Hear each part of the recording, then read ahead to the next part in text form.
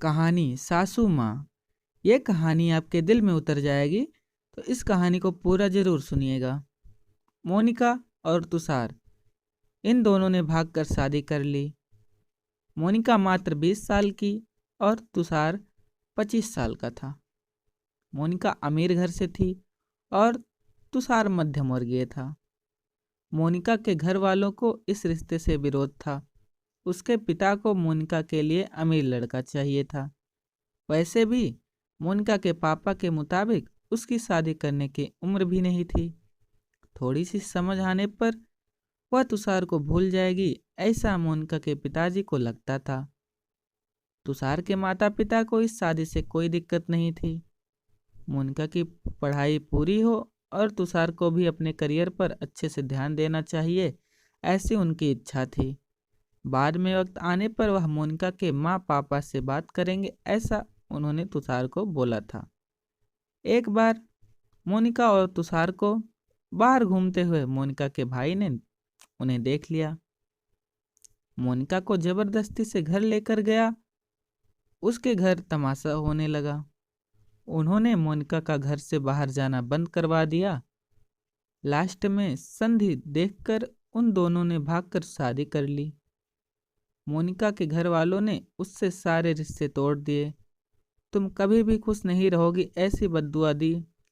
तुषार के घर वालों को उनका विरोध नहीं था, पर उन दोनों ने जो निर्णय लिया था उसके माँ पापा को पसंद नहीं आया। हमें एक बार बताया तो होता, हम कोई ना कोई मदद कर सकते थे। हम मोनिका के घर वालों से इस बारे में बात करते, ऐसा तुषार को उन्होंने कहा। पर अब जो हुआ सो हुआ। उन्होंने मोनिका को बहू के रूप में स्वीकार किया। मोनिका और तुषार को लेकर वह मोनिका के मायके में भी गए, पर मोनिका के पापा अड़े हुए थे। उनको मोनिका का चेहरा देखना भी पसंद नहीं था। पापा के खिलाफ जाने में माँ की हिम्मत नहीं हो रही थी। मोनिका के लिए अब मायका पूरी तरह से छूट गया था। धीरे धीरे मोनिका का तुषार के घर में मन लगने लगा। अब अपना जो कुछ भी है वह यहाँ पर ही है, यह उसे समझ आ गया। मोनिका बड़े लाड प्यार से बड़ी हुई है। उसे कोई भी काम की आदत नहीं थी। हमें ही उसे सब कुछ सिखाना पड़ेगा, इसकी तुषार की माँ को यानी मोनिका की सास को पता था। सब कुछ अच्छा चल रहा था, पर नियति के मन में कुछ अलग ही चल रहा था। उनकी शादी को जैसे तैसे 1 साल हुआ था और एक एक्सीडेंट में तुषार दुनिया छोड़कर चला गया। सभी पर दुख का पहाड़ टूट पड़ा। ऐन जवानी में अपने बेटे की मृत्यु के कारण तुषार के पापा को जबरदस्त मानसिक धक्का लगा। मोनिका भी पूरी तरह से टूट गई थी। अभी तो उनकी गृहस्थी शुरू ही हुई थी। मोनिका के मायके वालों को भी यह बात मालूम पड़ी, तब भी मोनिका के मायके वाले कोई भी नहीं आए। तुषार की माँ इन सब में धैर्य से बर्ताव कर रही थी। तुषार के अंतिम संस्कार का कार्य निपटाकर उन्होंने मोनिका को उसके मायके छोड़ाने का निर्णय पक्का किया। मोनिका उसके मायके जाने के लिए तैयार नहीं थी। उन्होंने मोनिका को बहुत समझाने की कोशिश की। बेटी, तुम्हारे सामने पूरी जिंदगी पड़ी है, इससे बर्बाद मत करो। मैं बात करूंगी तुम्हारे माँ पापा से। जरूरत पड़ी तो मैं उनके पैर तक पकड़ लूंगी। उसे समझाकर वह उसके मायके लेकर गए, पर वहां भी उन्हें निराशा ही मिली। उसके मायके वालों का गुस्सा मोनिका पर से कम नहीं हुआ था। तुषार की माँ ने बहुत मनाने के बाद भी उन्होंने मोनिका को माफ नहीं किया।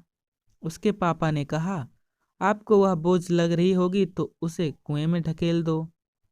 तुषार की माँ पापा मोनिका को वापस घर ले आए।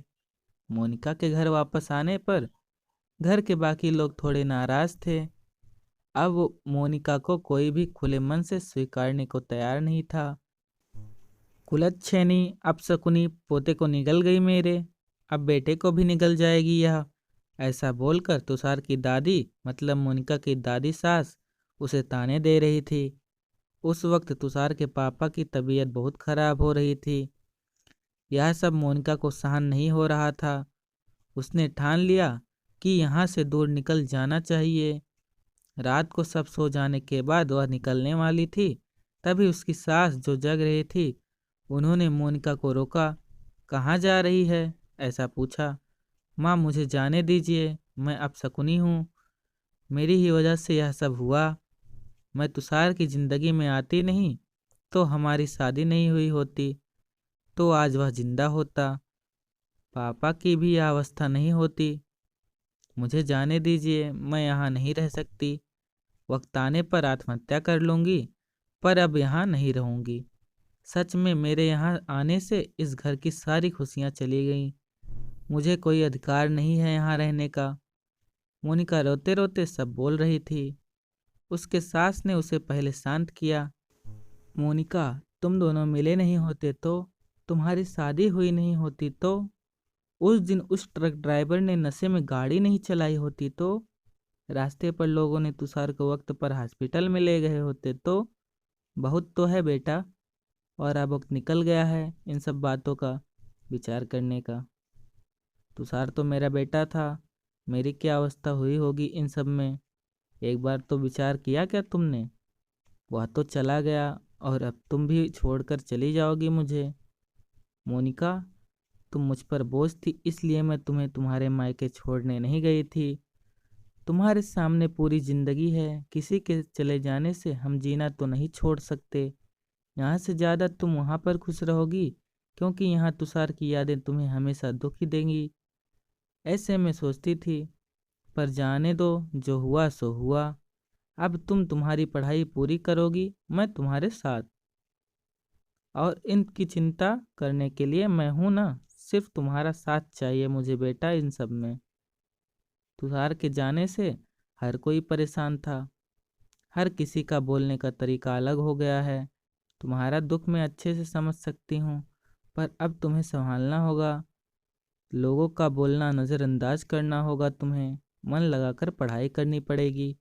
तुम कोई भी गलत फैसला नहीं लोगी, इसका मुझे वचन दो। मैंने मेरा जवान बेटा गंवाया है और अब बेटी को खोना नहीं चाहती।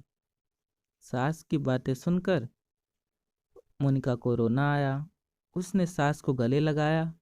माँ, मैं कहीं नहीं जाऊंगी आपको छोड़कर, आप जैसा बोलोगे वैसा मैं करूंगी। मोनिका की सास भी मन भर के रोई। आज पहली बार उनका दुख फूट फूट कर बाहर आया था। आगे मोनिका ने मन लगाकर पढ़ाई की, बहू नहीं वह उस घर की बेटी बनी। बहुत सारे ताने बुरी बातें सुने उसने। हर एक राह पर उसकी सास उसके साथ थी। वो दोनों एक दूसरे की ताकत बनी। मोनिका आईएएस अधिकारी बनी। अब उसे दोष देने वाले लोगों का मुंह बंद हो गया। मोनिका के मायके वालों को भी यह खबर पता चली। उसके पापा के सिवाय मायके के बाकी सभी लोग उसे पूछने लगे थे।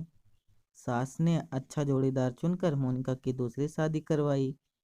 शादी के बाद भी मोनिका अपनी इस माँ को कभी नहीं भूली। सास के अंतिम काल में भी मोनिका रात का दिन करके सेवा में हाजिर होती थी। सास के रूप में मोनिका उसकी जिंदगी खरे अर्थ से जीना सिखाने वाली माँ उसे मिली थी। पर सच में मोनिका के सास जैसी ऐसी कितनी समझदार औरतें इस समाज में हैं, जो एक चौखट से बाहर जाकर सोचती हैं और दूसरों का आधार बनकर उनका जीवन सफल बनाती हैं। तो दोस्तों, अगर आपको ये कहानी पसंद आई है तो हमारे वीडियो को लाइक करें, चैनल को सब्सक्राइब करें और आगे भी इस वीडियो को शेयर करें। लास्ट तक बने रहने के लिए धन्यवाद।